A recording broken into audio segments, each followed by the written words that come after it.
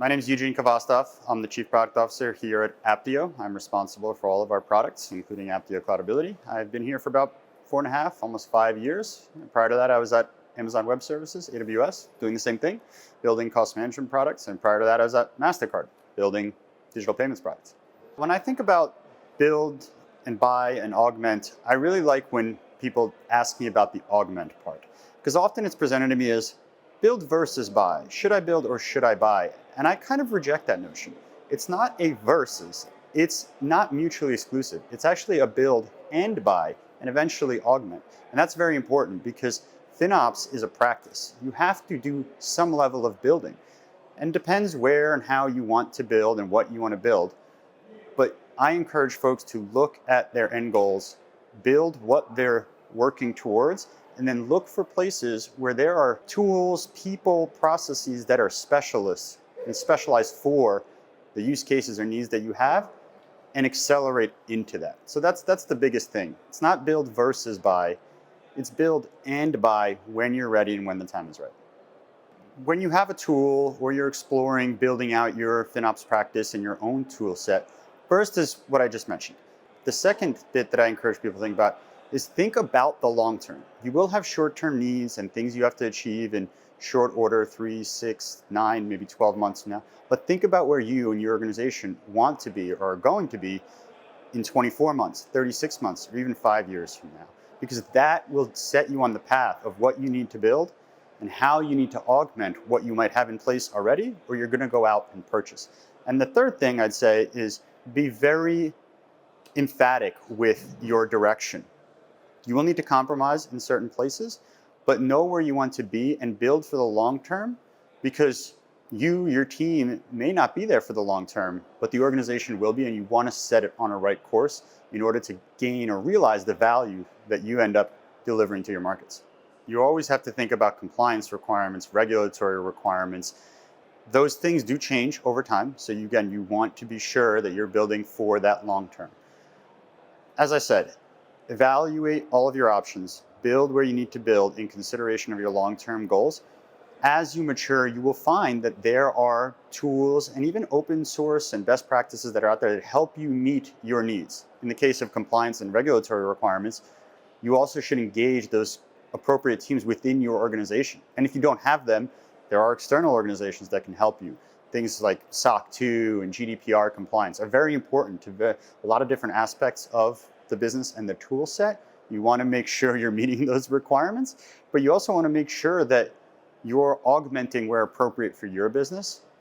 And sometimes that's a build, sometimes that's a buy. It's really a consideration that you need to account for. The FinOps market is a well-served market. That's a very good thing, right? It means people recognize the importance of cloud and cloud-like services and the importance of managing them, because they do have tremendous power to unlock value for your customers, but you have to manage them. So if you're early on, again, figure out where you want to get to and how you want to get there and how fast you want to get there. Evaluate if you're not going to build or you're going to buy most, you still want to have a good framework for your team, your processes, your practices, and then evaluate the tools that are out there for the need that you have. Be very disciplined around evaluating those tools. There are a lot of them, but that means that you have a lot of choice and you need to pick the one that best suits your needs. I liken it to a race car, right? If you're a Formula One team, you build your car, but you select components that are outside of your own manufacturing capability because there's specialists out there, and build for that long-term goal and pick one that is aligned with your long-term mission. Services, consulting, advisory, or otherwise, have a very important place in the market, just as tools do. I think this one is one of those, it depends. It depends on your organization. I don't think it has to come from a single organization or entity. There are certainly benefits to it, and you get the ability to accelerate your adoption across your organization, for example. And there's many other benefits to having a knowledgeable person or team come in and help you on the services side. Engage with the community. It's the most vibrant community I've been a part of in my career. They are here to help. We are here to help, and it really uplifts you. So does it have to come from the same organization? No, not necessarily. Is it helpful in some cases? Absolutely. Focus and Focus 1.0 is an incredible journey that the community has been on and the foundation has supported through and through. It is going to be a game changer. Standardizing, or at least creating a specification that folks can conform to across the industries, data providers and data consumers, is what's going to allow this industry to move even faster. And we already move pretty fast. So I think that's the first thing, is the speed with which you can now understand your usage, who's using what, share the responsibility of those costs, and be better stewards of your business, and therefore deliver more value into whatever market or markets you're serving, is an essential mission of FinOps and the community and the foundation. Focus is accelerating that.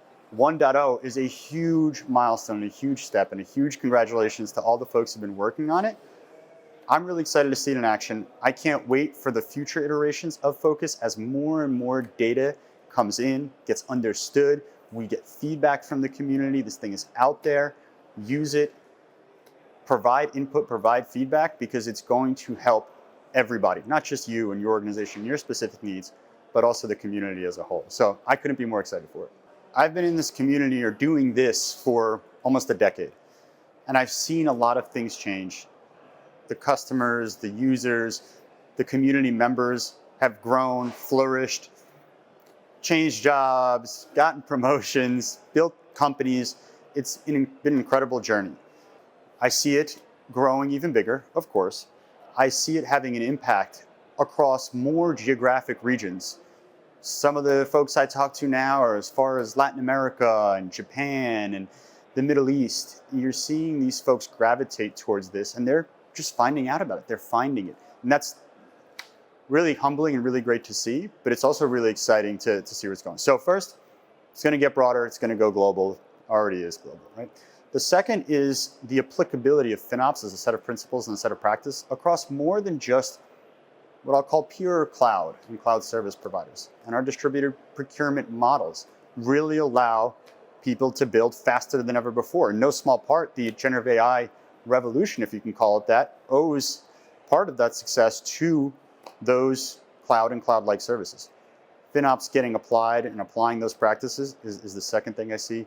And the third, I'd wrap or close with, you're going to see more enterprise organizations adopt FinOps, understand FinOps, and then elevate FinOps.